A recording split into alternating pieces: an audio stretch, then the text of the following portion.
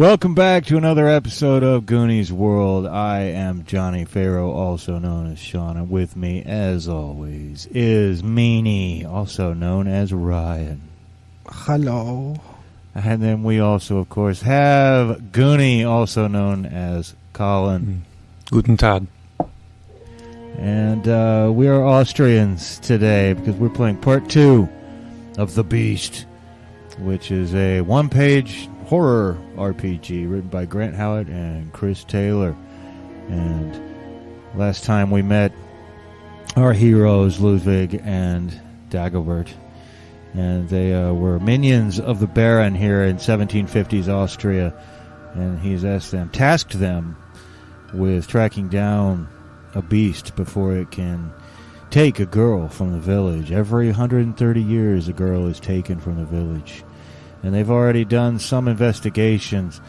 One person who's been implicated already in their investigations is young Piers, who is a man who is, by his poor constitution, unable to consummate his love for a woman, and so he'd made a terrible deal with a strange jet-skinned being he had seen outside of the daylight deep in the woods by some ruins nearby.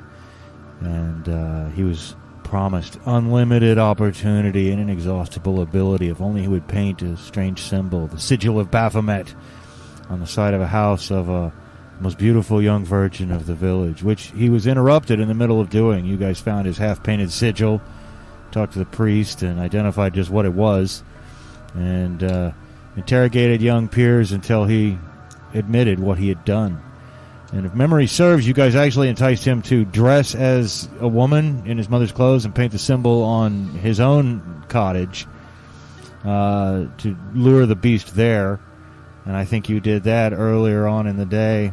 And then you had decided to go speak with Hester, an old crone, a woman who lives outside the village, who supposedly 30 years ago gave birth to a two-headed child. And the child was destroyed. She was driven from the village, and the Baron says she should be a wealth of mysterious lore and arcane knowledge. Because all old women who live alone are obviously up to no good. They're obviously well-versed in the supernatural arts. And I believe that leaving Piers in the village with his new clothes and his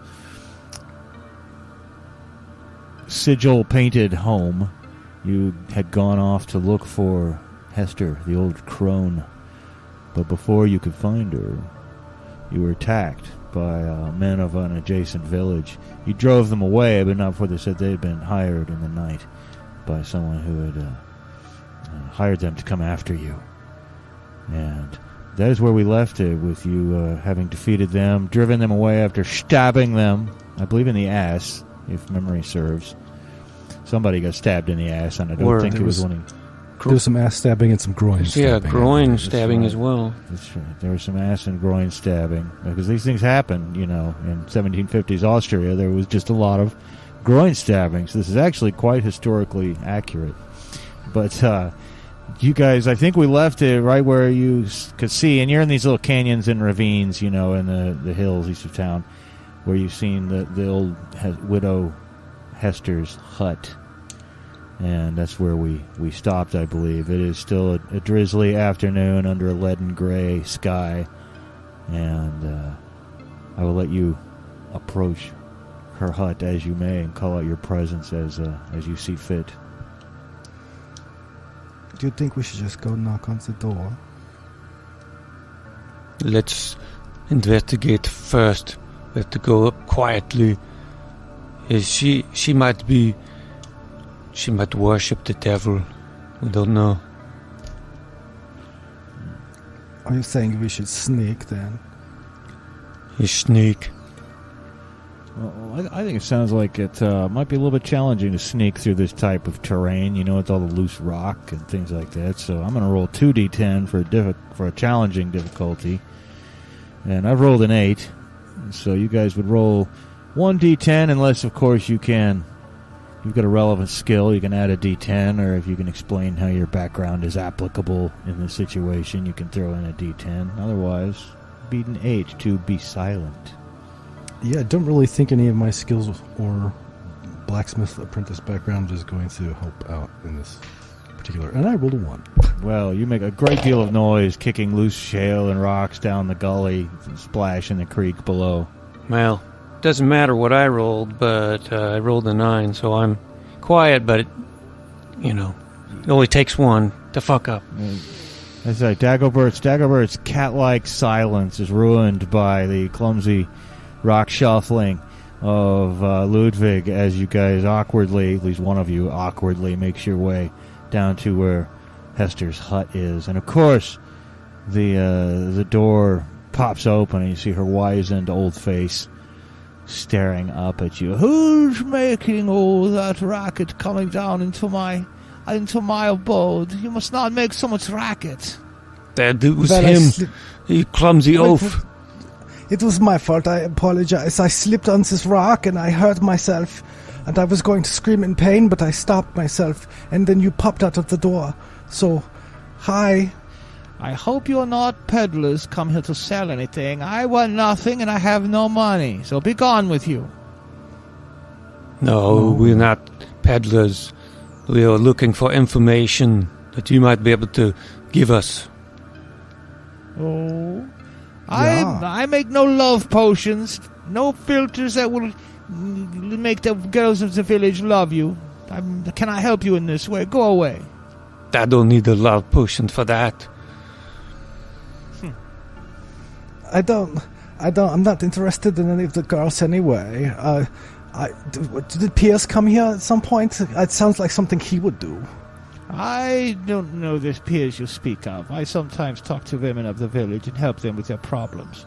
But what do you want? You say you want information. What information can I give you? Have you seen anyone strange in these woods? There are many strange things in the woods. But perhaps you best come inside. These things are best left discussed over the fire. And she looks around the little ravine and looks up ahead at the overcast sky. We have many hours of daylight left. Come inside and take tea. Well, okay. You don't, I've heard all sorts of stories. I just want to make sure you don't, cook children or anything, right? How will I cook children when I can't catch any children? That's a good point. I'm scared. Dagobert. You can turn into an animal, or you can fly on the broomstick, or something like that. You have been listening to too many tales and stories. Come in, or I will help you not. Okay. Well, we better go inside. Alright, well, you make your way down the rest of the way into the ravine, and you go into her squalid little hut. It smells like a unkempt and unwashed old lady in here. There's filth all over the place, and a mound of bedding, and there's a few clay jars and things like that where it looks like she might have something valuable stored, herbs, things like that.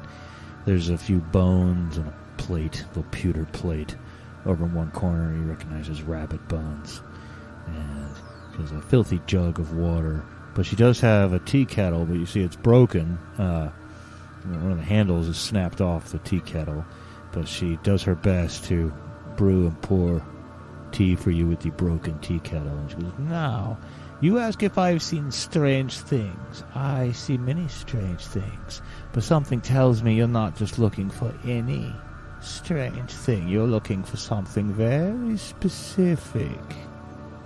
Yes, we're looking for the beast. The beast? We have encountered several people who have seen this beast, and they claim that he has glowing eyes and jet skin. I assume you speak of the beast that is behind the curse of the village of Wolfsburg. Yes, they're the women dying because of this curse. Are they dying? Disappear? Well, they disappeared. I don't know. Perhaps they're taken away to some place quite nice. I don't think so.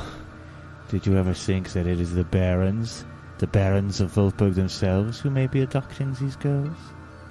Then why would he... Who was it who hired us? The baron. The Baron, yeah. Yeah, I don't know why the Baron would hire us to kill the beast. If it was him, we'd find out. That he would not have a scapegoat anymore if he was abducting the girls and we killed the beast. Then then if girls get abducted after the beast is dead, then all of a sudden we have to look at the Baron.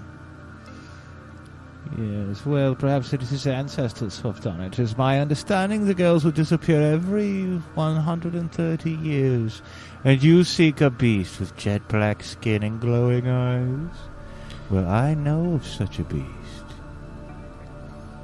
Yes. Who is it? Who? It is not a who so much as a what, but I can tell you nothing unless you pass 3 trials. Damn it! We don't have time for that. You must make time for it if you want to fight the beast. Why don't you just tell us what you know now?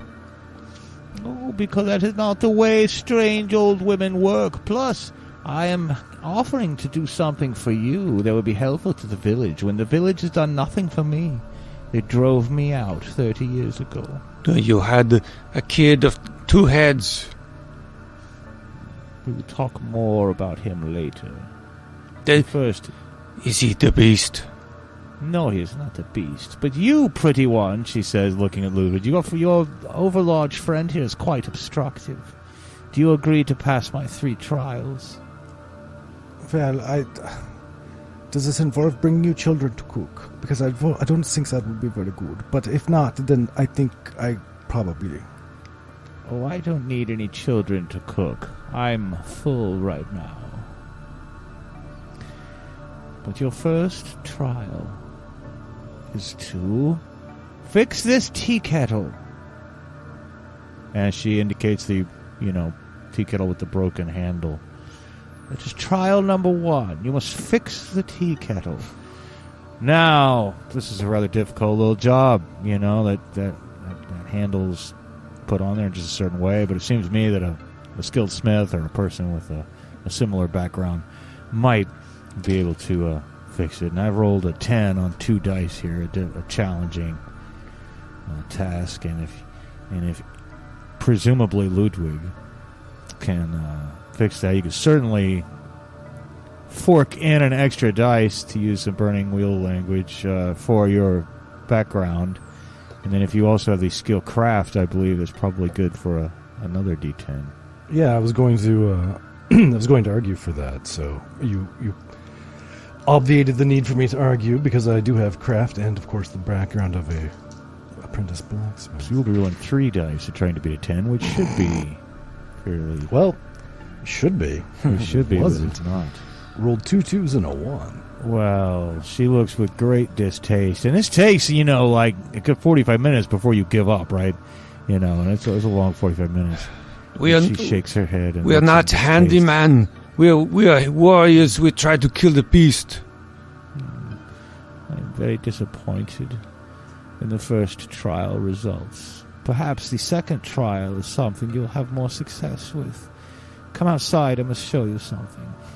And she struggles to her feet and puts her shawl around her shoulders. And now she wants us to probably dig a hole or something.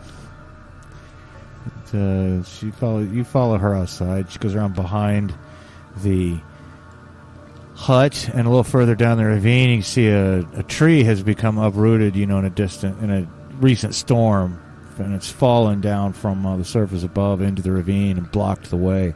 This tree trunk. This heavy tree trunk blocks the way from where I go and snare my rabbits in their traps. So you must move this heavy log out of the way. That is the second trial. These are just chores, not trials. Call them what you will. They are my price. Well, I am strong. I can do it. I will try to help you. Okay. I think the helping should be certainly worth an extra dice here. Ryan's D10 from doing anything at all can be added. So, it's, yeah. All right. Well, I have not hit the target number yet. Okay. Well, yeah. My target number is so high, I doubt you've beaten it, but I have a 19. Oh, shit. Yeah. No, I got half of that. Okay, well, that is not... You guys push and strain no matter how hard you try. You make all kinds of Arnold noises. As you try to... struggling and grunting in an Austrian fashion. Again, spending a good amount of time on it before you finally give up, and she's shaking her head sadly. She goes, I am very disappointed in both the first trial and the second trial. What did you put in that tree? Cement. No. But perhaps the third trial will be one that you will be more successful at. And if you have success on the third trial, then I will be able to help you by giving you vital information about the beast. Are you ready for the third trial? What is it? Long ago, you mentioned that I had a child. Did you not?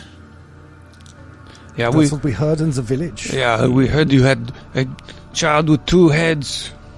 Yeah. Did they say what happened to the child? I don't know. Maybe did it die? I thought they said that it was destroyed or something. Yes, many people believe that the child was destroyed. But the child was of great internal constitution.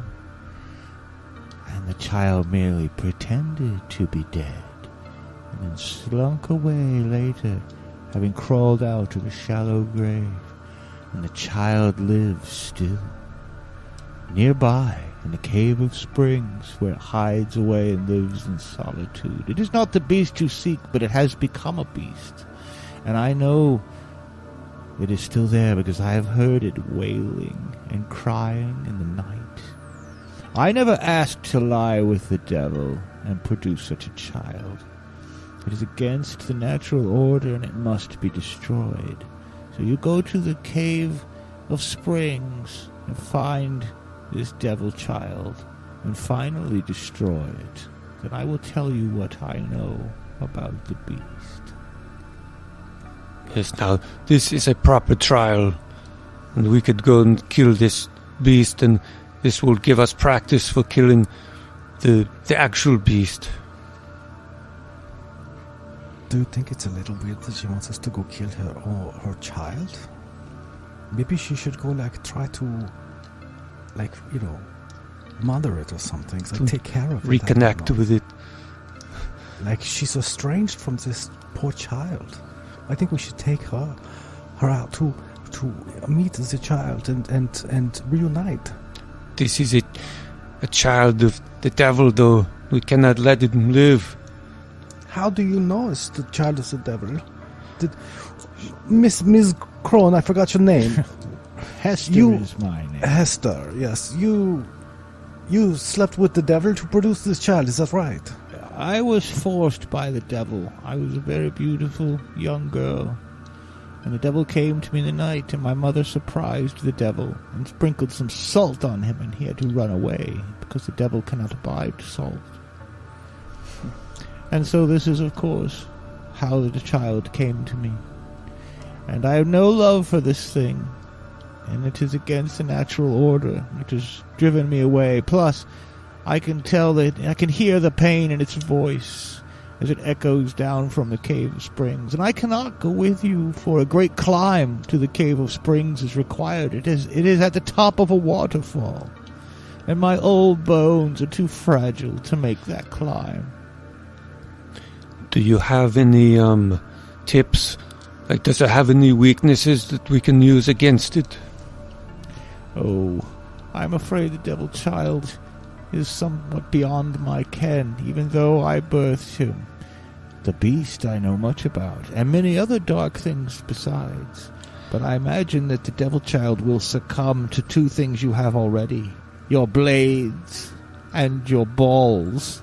By which I mean your flintlock musket balls, of course. But you said that the devil cannot abide salt, so maybe if this is the devil's child, we should bring some salt with us, and maybe that will hurt it a little. Do you have any salt? Do what you think you must. Do I look like the kind of person who can afford expensive seasonings? Do I look like a preserver of meats? There must be a salter in your village if you need salt so badly. However, perhaps you would use salt for other purposes as well. I feel quite confident that your blades and balls will do the trick. But if you mean to procure salt, I believe Carl Salter is still the preserver of meat in your village.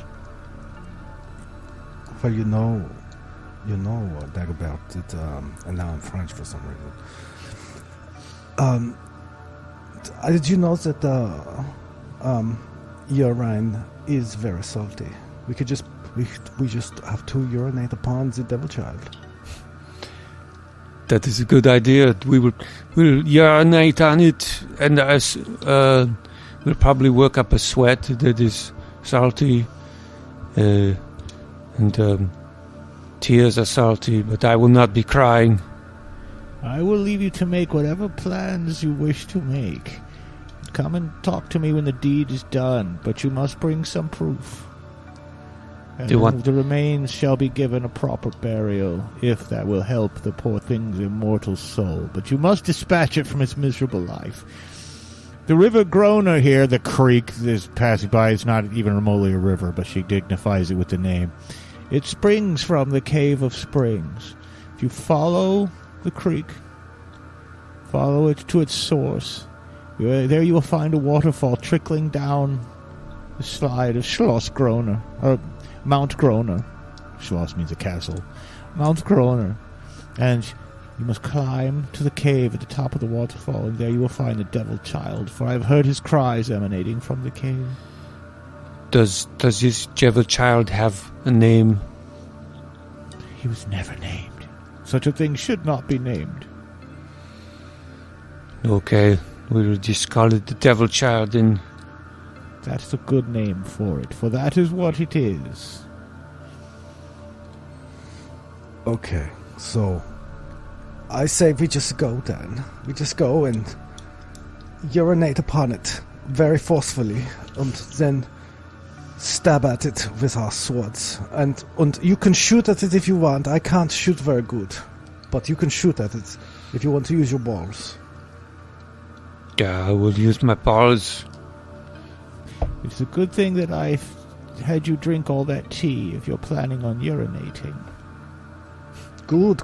Yeah, good point. Well, I will take leave of you for now. She turns without waving goodbye and goes back to her hut to await you. Whatever proof you want to bring of its death, I guess that's up to you, but she wants to try to bury some part of it, she said. So following the trail is not that hard because you just have to follow what she calls the river, which is really sort of a glorified creek. And you're walking up, really, because it's tumbling down from Mount Groner and cutting its way through with a little valley and distributing itself into this ravine system. But after walking for a few hours, it's probably mid-afternoon by the time you finally, and you can hear it long before you see it, the waterfall. Now, it's not like this huge raging Niagara Falls type waterfall because it's just creating a creek. But looking at maybe about 150 feet up the side of a pretty sheer drop, you can see a cave that the water is spraying out of pretty much. Now, I say it's a sheer drop, but it is possible to climb, although it is going to be challenging to do so. This is the episode of Challenging Encounters. And in order to climb up there without mishap or injury, well, you know what? On 2 dice, I rolled very low. And that's a weird thing about this system. I've seen some others like this where the target number itself fluctuates, What makes it easy or hard is the number of dice I'm rolling for it. Mm-hmm. You don't beat a certain number, you just beat whatever the GM rolled. And I just rolled a 5 on 2 dice. So it should be an easy climb for you. Okay, but We are using one die? You're using one dice unless you have a relevant skill that you think would, or background that you think would help in this given situation. Not really. So, I mean, you might be able to argue for endure. I think that's a reasonable argument. But I got shit. yeah. But you're very pretty, though. You have shit for climbing, but you're pretty. Well, my dice went on the floor. Okay. Much like you, your dice have fallen. No. Whatever it is on the floor is what I'm going to go. All right. How about you, Dagobert? What did you roll? Did you beat a 5? Yes, I got a 14. Oh, well, that's great. You endured your climb. My red D10 that landed on the floor landed with 5 facing up. Right on a 5. Well, that is lucky. I mean, so yours was close.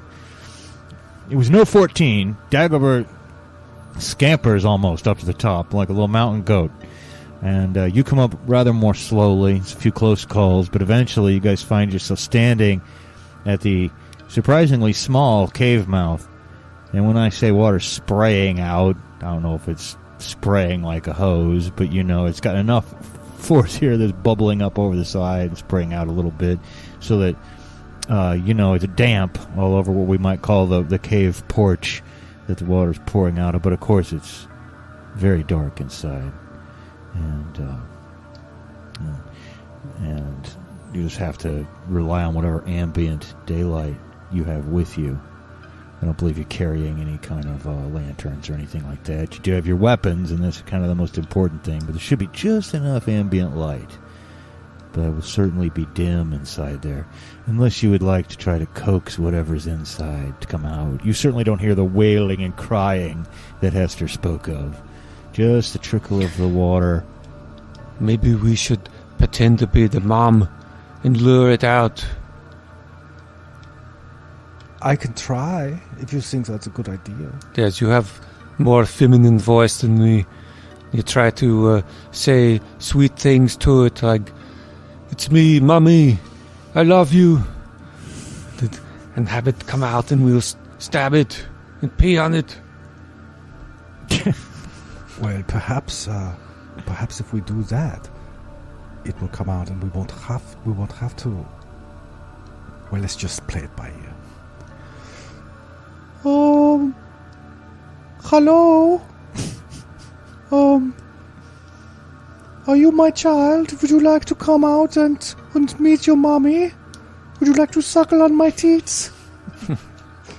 I have fresh milk, and I want to feed you. I wanted to name you Herman, but, I could not stop the villagers from trying to kill you, and I thought you were dead. I didn't mean to leave you like that, to have to scamper away into this cave, and I've missed you all these years. Hello? Well, you know what? I think that it would be very hard to believe that would fool the creature. But hard is one of our categories, 3d10, And so I'm going to roll 3d10, and let's see. I guess altogether that's going to be a 16. And I don't know if you have any relevant skills or background or charm, maybe I could see. Yeah, I do have charm. I don't think I really have anything else that I feel comfortable trying to argue for, but I think charm is it's possible to get 16 or more on on 2 dice.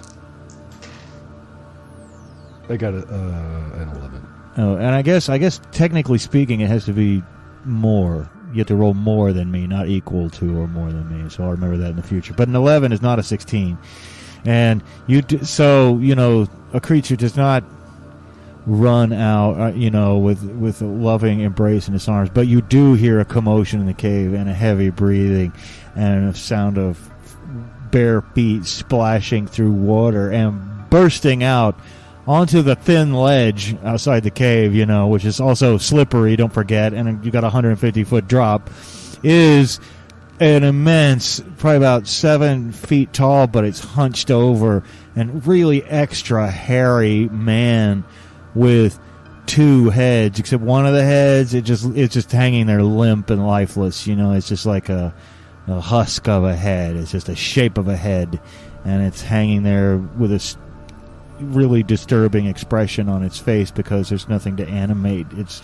slack features and jaw, and the creature's bellowing at this point. It doesn't believe you're its mother, but now it knows somebody is out here. And when you see it, it's quite shocking. It's the first real quote-unquote monster or deformity you've ever really seen. But it attempts to wave its huge hairy arms and literally like knock you guys off the ledge to go plunging to your deaths 150 feet below. And so you will have to avoid its arms. I think this should be, again, not to make every little single thing challenging, but you're on a slippery ledge on the top of a cliff face, basically, in the outpouring of a waterfall, and I've just rolled a 12 here. But if either of you has strike, I will allow you to factor that in, because strike is kind of like, fighting and tussling and melee and all that. But please get a 12, or please beat a 12, or you could be in trouble. And this is dodging, essentially? Essentially, to not get hit, yeah. I only rolled a 9. Oh, well, you are smacked in the back of the head with one of the great hairy arms. What about you, Ludwig? Ludwig rolled 13. Ludwig dodges out of the way, but you see Dagobert, unfortunately, he's struck in the back of the skull, and he begins to totter and fall from the cliff, unless, Ludwig, you want to try to stop him somehow. You want to try to grab him? Trying to see if I have anything that looks like it would be helpful, and I don't. So yeah, I'll try something. Well, it's going to be pretty easy, I think. He's right there, so I'm going to roll an easy challenge, and well, I got a 4, so that could have been a lot worse. So if you, well, I rolled a 10. So. Hey, you reach out and grab Dagobert, and even though he's a big and heavy guy, you pull him right back up onto the ledge. But the fact remains that the devil child stands screaming over you. Its screams are like echoing down, the ravine down below, following the little river groaner probably all the way back down to the village, for all you know. There's screams in the mountains tonight on Goonies World. But it looms above you guys, and what do? You don't really have a strict turn sequence, but you're both armed with your balls and your blades. You've got your flintlock pistols and your swords. What do you do? Well, I'm going to use my balls, by which I mean I'm going to whip out my dick and pee on it, because everybody knows that pee is stored in the balls. Okay. Yeah. Well, you go ahead and do that. So you expose yourself, and with all that tea that you had recently, luckily you don't have a shy bladder. I'm going to assume you don't have a shy bladder. You never would have whipped it out with such bravado. But you do pee on the creature. Now, do you really get it nice, though, solid target center? You just kind of splatter it a little bit. That's what I want to know. Hose it down. So, I think, yeah, like I'm gonna fire hose this fucking thing. Okay, well, it's right in front of you. I think it should be pretty easy to fire hose it. So I'm gonna roll an easy challenge, and I actually got a 7. So if you have any, roll a d10, and if you have any skills or background that you think might help for peeing on things and hosing them down. I mean, maybe once when you were a blacksmith, a fire got out of control and the water bucket wasn't handy and you had to pee. Or I don't know. Maybe you had to charm someone to allow them to pee let on you. Yeah. So, I mean, it's really not like shooting. I think it's. I mean, it's not really like striking either. I could see shooting. I mean, it is in effect a ranged attack. You have to aim. But I don't have shooting, so. Well, That's right. It doesn't matter, I guess. It's certainly not charm. Yeah. So, what'd you roll? I rolled a 7 on one die. All right. Well, I'm just gonna roll 1. Okay, and here it So I comes. can't. Maybe you'll get an 8 or a 9 or a 10. I did not. I got a 4.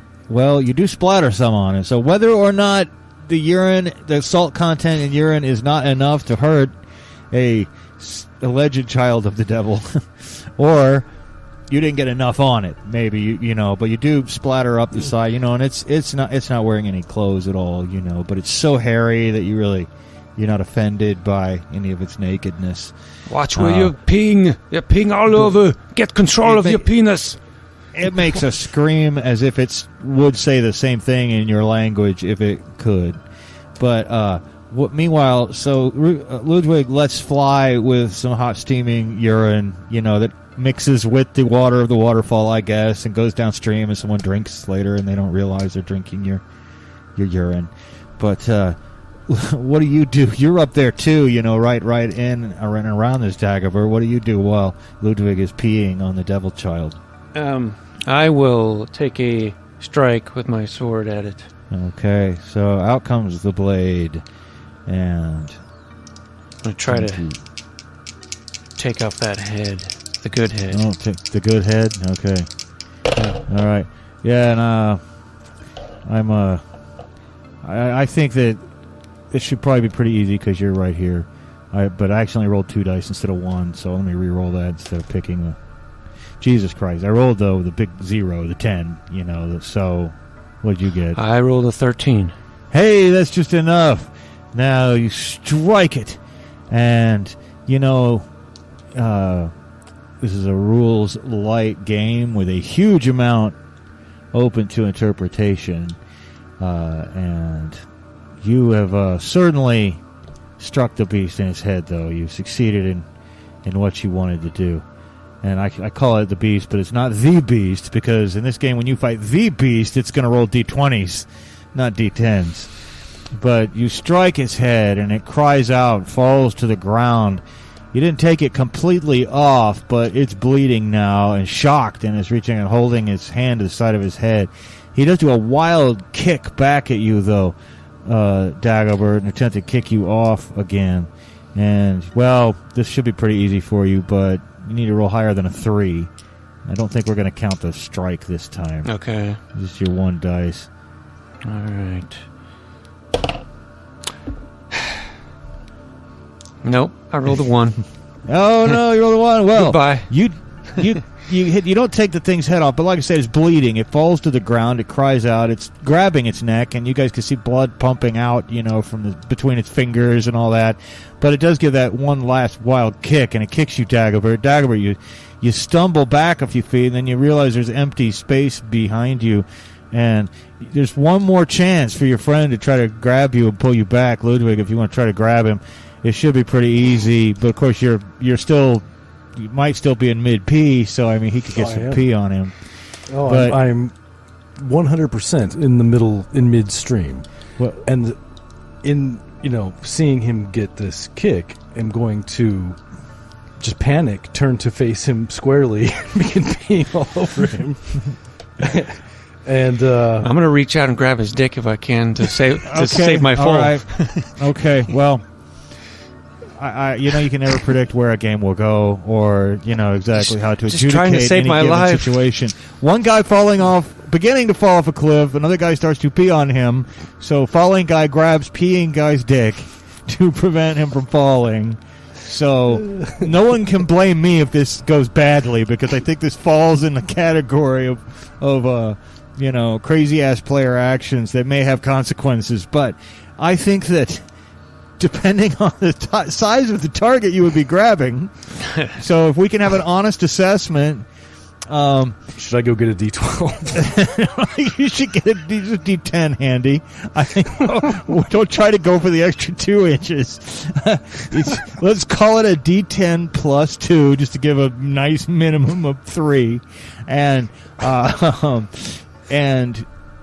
yeah, I'm going to say, no, seriously, this has got to be challenging to reach out and grab a penis while it's peeing on you. So I'm going to roll but you know what? Since it's your penis, Ryan, why don't you roll the 2d10 to determine the challenge rating that he's going to have to beat? Okay.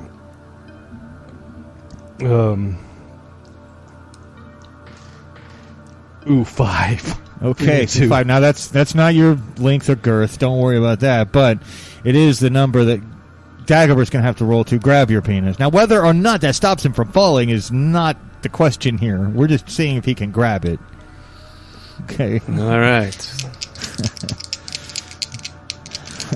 Yeah, as I'm tottering backwards, I reach out, grab onto first thing that's, there.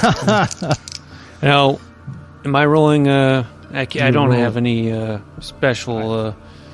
No, but I think this. reaching out and grabbing and or striking something, I think we can give you the benefit of the doubt and allow you to strike.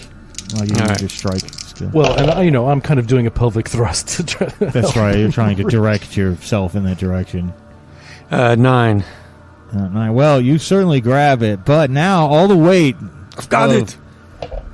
All the weight of Dagobert, though, now is pulling on, on your member. And he's Stop still peeing. peeing. He's peeing. Well, I assume he stopped the flow.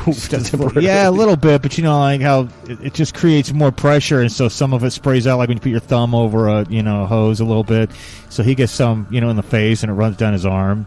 But now I think it will. I'm sorry, I think it would be incredibly hard to pull someone up from falling off a cliff with just your dick. So I think that. Well, you look like you had something to say. Let me not.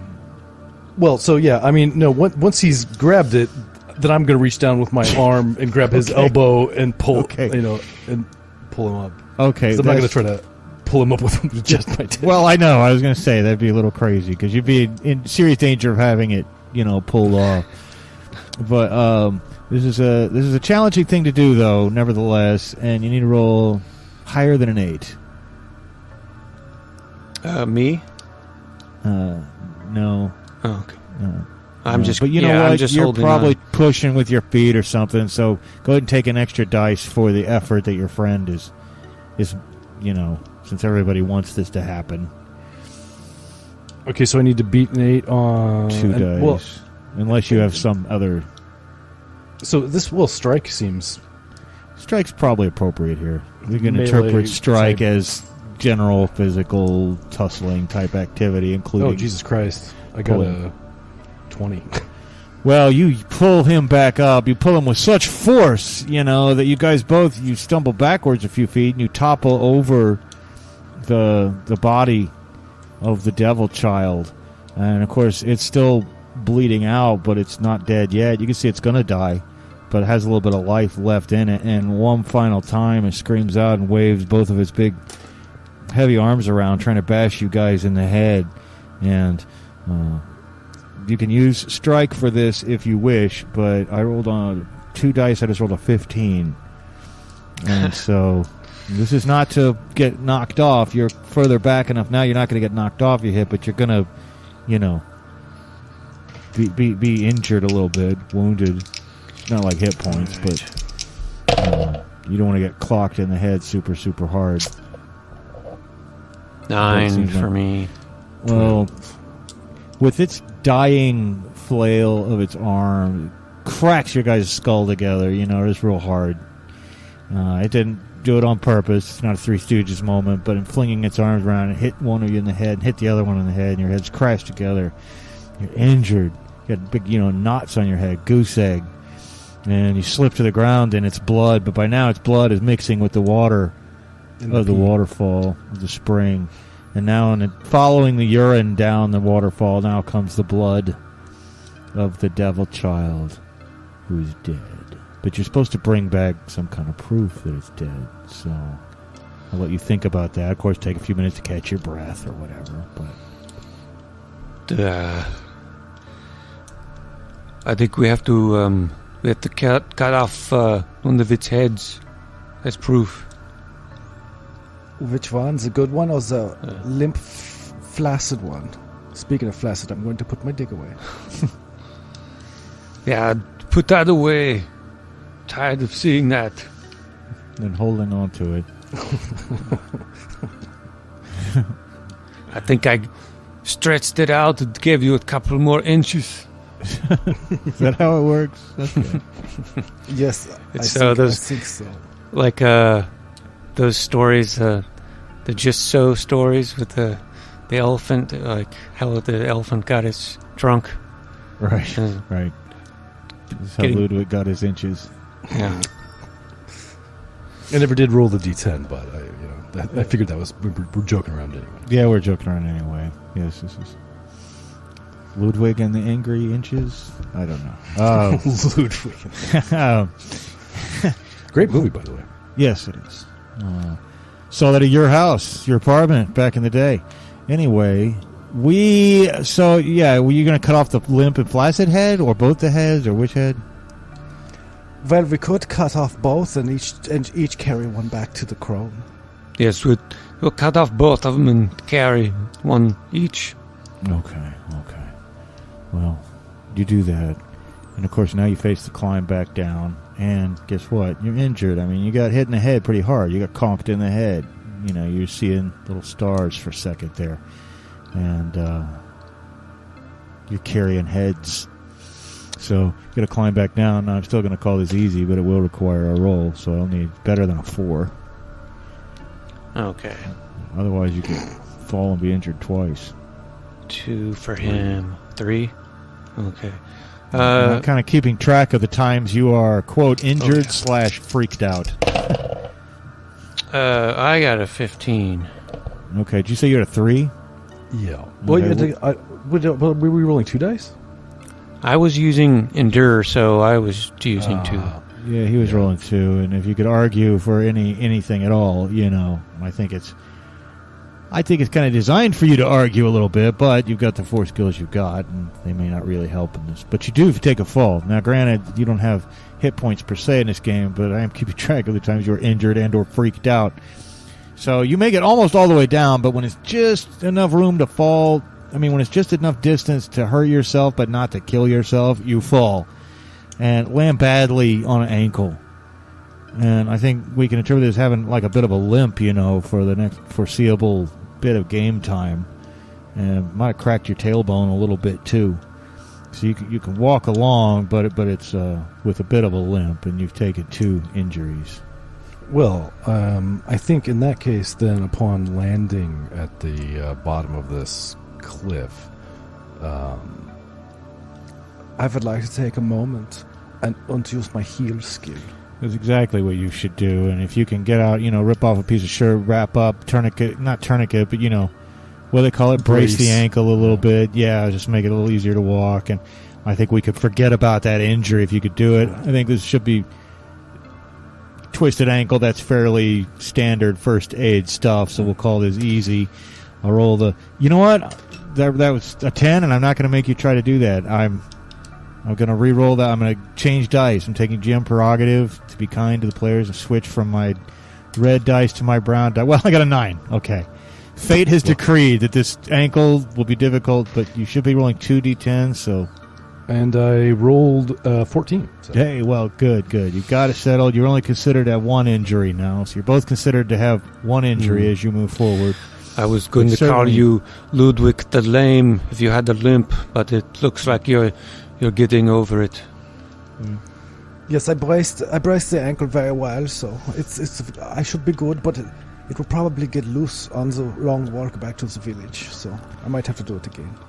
Yeah, you never know. It's certainly, the head that you were carrying got banged up a little bit when you landed, but that's probably not a really high priority. But eventually you do make your way back to the crone's cottage. You follow the so-called River Groner back down.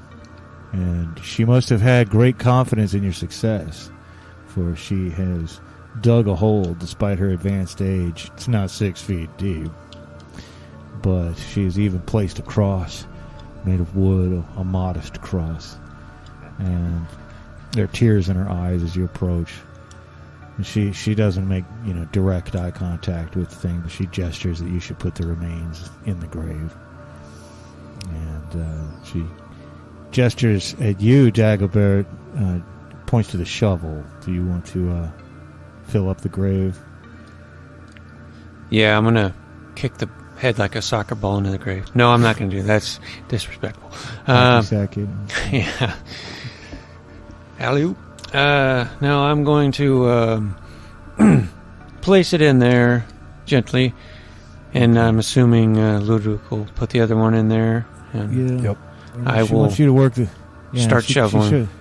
Yeah, and then while you're using the shovel, she looks at you, Ludwig, and she goes, "Perhaps a few words would be in order here. I'm too emotional, please. I know you are not a priest, but you could say some appropriate words, surely." Dearly beloved, we are gathered here today to bury the devil child that was spawned from the raping of this old woman when Satan broke into her house and did sexy time with her vagina. Amen. Amen. Amen. And so a few quiet moments pass, and she goes, "Very well. Now, more tea. And I will tell you what I know about why my accent fluctuates so wildly between various ethnicities. And I will also tell you everything I know about the beast." And so you go back in, and she makes you some more tea. And after thinking for a little bit longer, obviously she's lost in thought, but she goes, "I thank you once again for putting a miserable creature out of its sad and lonely life. Things are better this way. Perhaps his soul could reach the higher planes. But there is a being whose soul will never reach the higher planes, and that is the beast. Now, long ago, in ancient times, the fallen angels witnessed the daughters of men, and they saw how beautiful they were, and so they came into them, as they say. Now, this is ringing a bell, because you guys were at church just this morning, and if you recall, the priest who's giving a sermon on the Nephilim, the so-called sons of God, who were the descendants of, the offspring of these fallen angels with human women. And now what the connection there is, you don't know whether it's a coincidence or foreshadowing or what, but this rings a bell with you. It seems to be similar. She doesn't use the word Nephilim. She goes, "But these creatures were cursed by God, cursed for long lives. Unless they are to die by violence, then they will waste away for many, many long years, thousands of years.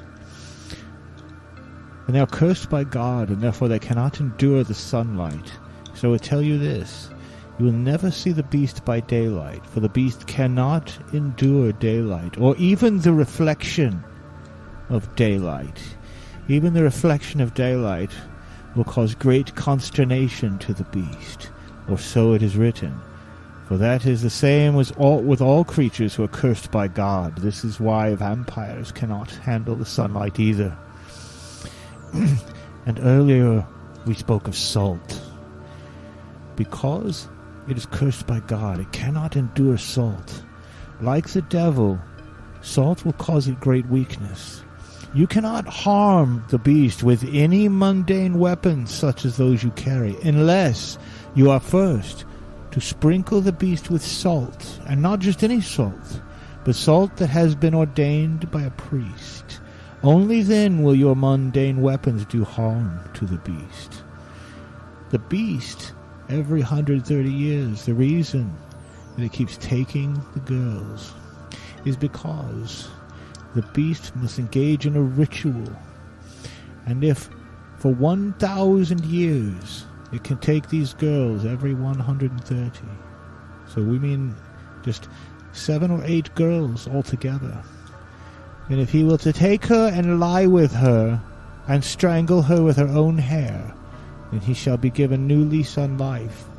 And if he shall accomplish all of this, then perhaps he shall win back his soul.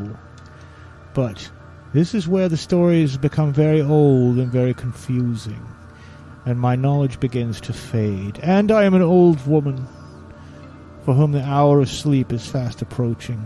And, she says, looking out the door, it is late afternoon now. You have spent your day in great exertions, but now you have the tools you need in terms of information. If you know where this beast is, I cannot help you with that. But you guys do think you have a pretty good idea where the beast is in the ancient fortress, the Schloss on Mount Berg, which is a different mountain that's nearby. And now you know that it cannot endure sunlight or even the reflection of sunlight, and that in order to wound it, you must first sprinkle it with salt. Now, in terms of really what it wants and why it's here, she seems a little more vague about its purposes and the metaphysics behind it all. But she seems quite confident about those physical details. And so perhaps a return to the village is in order to... Maybe you do go see Carl Salter, the preserver of meat, get some salt, maybe talk to the priest, see if he can bless the salt. But I'll let you guys figure that out next time. We're coming in about 56 minutes here, and I think that we'll wrap it up. And then in our next episode, which will be the final in this Beast series, and presumably, unless you run screaming for Vienna to take up lives as bohemian artists, then we will confront the Beast in our next episode. All right. Hey everybody, if you like our podcast, don't forget to leave us a good rating and or review on Apple Podcasts, Podchaser, Spotify, or wherever you're able. Subscribe to us on YouTube, follow us on Twitter at Goonies_world, and check out our website at GooniesWorldPodcast.com. Email us at GooniesWorldPodcast@gmail.com. Thank you for listening.